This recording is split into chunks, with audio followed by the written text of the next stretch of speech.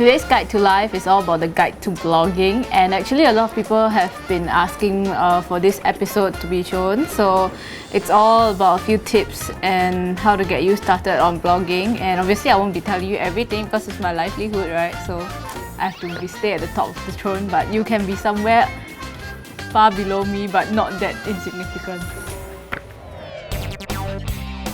There's a variety of places where you can blog, like LiveJournal, Blogspot, Tumblr, and WordPress. Most people choose to blog on WordPress, but I made the mistake of starting out with Blogger, which was at that point the easiest, and it's free, and obviously you don't have to pay for stuff like bandwidth.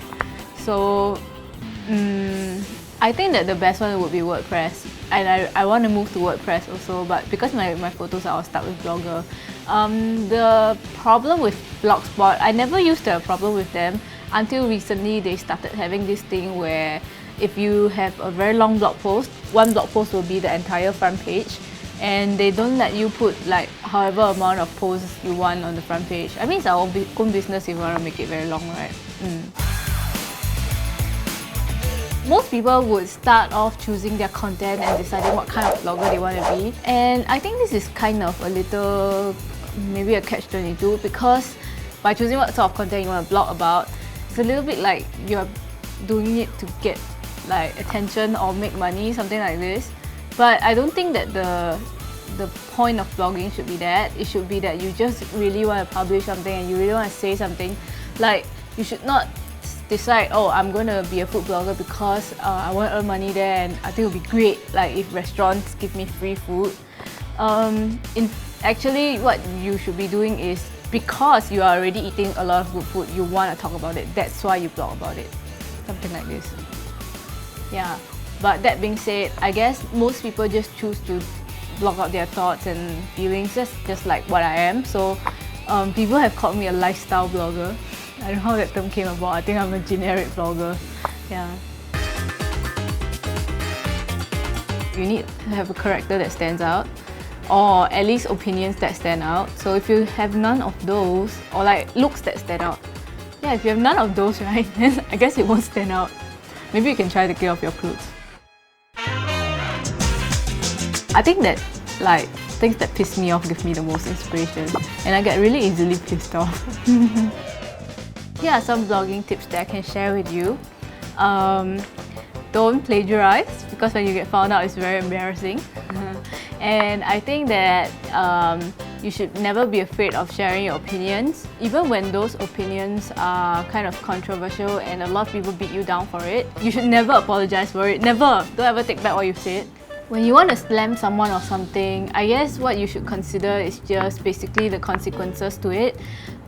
Whether it will affect your advertising if you have any, or whether your friends will think badly of you, or just whether you can handle the bad comments in general. I've been blogging for 7 years, and I've gotten like a lot of criticism. Most of them talk about either me being stupid or fat or short. Yeah, I think that's the most popular three.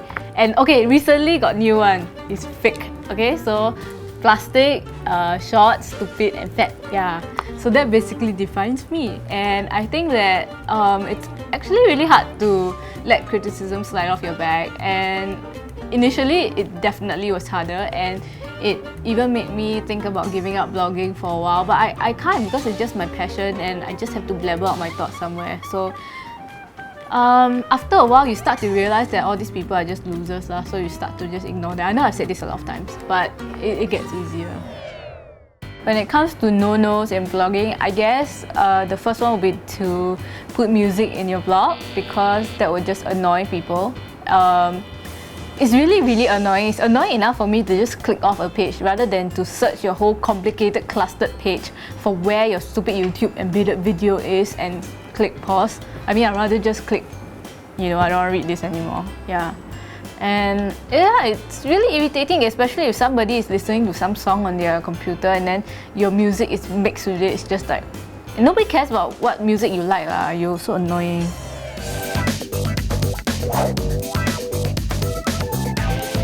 Good question, because I think it's no longer fresh and exciting. Yeah, but my stale stuff is still better than yours. Yeah, you should. I mean, it depends on what kind of like end result you want to get lah. If you just want to get popular, right, and you just want attention, then of course you should. Yeah, but if you want people to think of you like as a serious, smart intellectual, then obviously you shouldn't lah. So up to you lor. But I think you should. A lot of people use photo bucket, but it seems like the limit is always exceeded, and then you see like repeated patterns of the photo bucket photo, and it's just very stupid lah. So I would suggest not using that. Personally, I use Picasa, and it's from Google, and yeah, it's really good because the bandwidth would never expire. The only bad thing is people can flag your pictures, and they will just cancel your whole account without telling you why. Yeah. I've heard about that happening, and it happened to me once. Someone flagged my photos where I was talking about the Edison Chen and Jillian, what's her name, scandal. I put up pictures of them with the naughty bits mosaicked, but they still got flagged. How did I get it back? I contacted the authorities. Yeah, and I said, why the fuck you cancel my account? And then they put it back. I think that people like content that they can relate to. So if you are going to be talking about some emo shit that nobody else is as emo as you, so obviously they can't feel the same way that you do, then nobody can relate to that and they will just think you're a freak and ignore you. So things like, my dog peed on my carpet again today, and then you get a lot of people say, yeah, my fucking dog pees on my carpet too. I don't really write with my readers in mind, but they are always there. Like, I can't get them out of the picture when I write.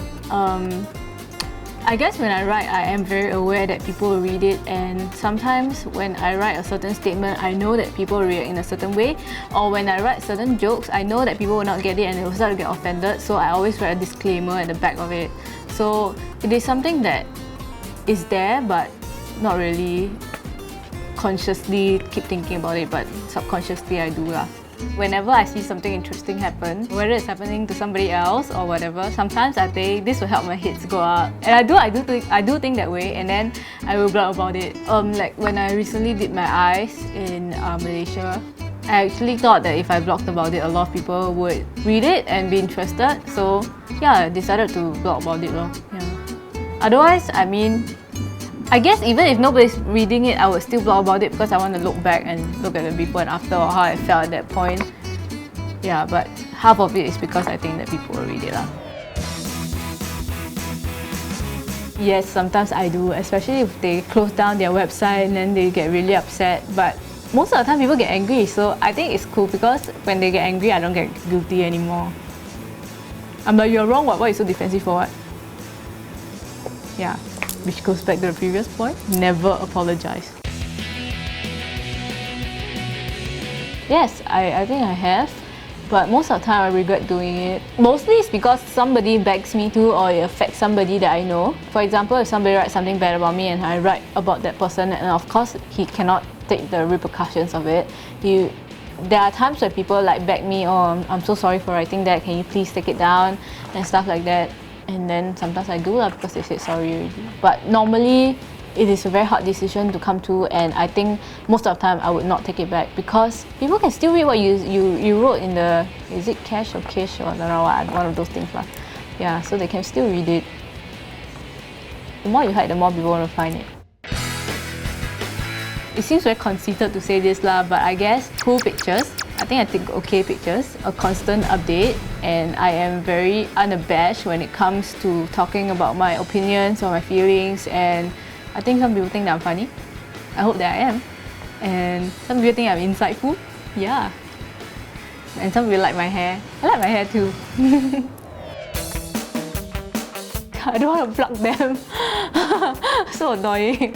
Yeah, I have this thing where I feel that everybody is a competitor, so I hate most bloggers. I guess I like cheeserland.com, QOverload.com, I can has cheeseburger.com, and begrudgingly I read Dawn's blog. I do, because I like to look at her freakish photos, and then I think like, she photoshopped her boobs or like whatever, you know, something like this. Yeah, it's really cool. She likes to like pull down her tits until it's like very long and big. And then when I caught her doing it, she was like denying it. She said, I didn't do it. I only pushed in my tummy. I always thought that like most people are tolerant and they're willing to accept other people's opinions and they're nice. Because when you meet people in real life, they're generally nice. But when you go online, you start to realize that there are a lot of really mean people around. What kind of mean things do people say? There's one that kind of really got me.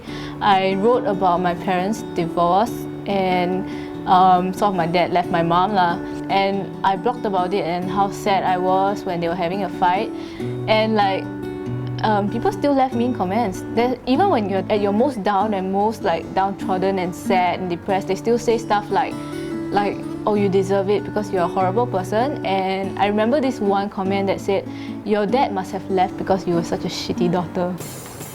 I know, stunning. I mean, it's okay for you to like comment about me and say really bad stuff when I'm happy or when I'm up, but even when I'm depressed, like, come on lah, you really want me to commit suicide?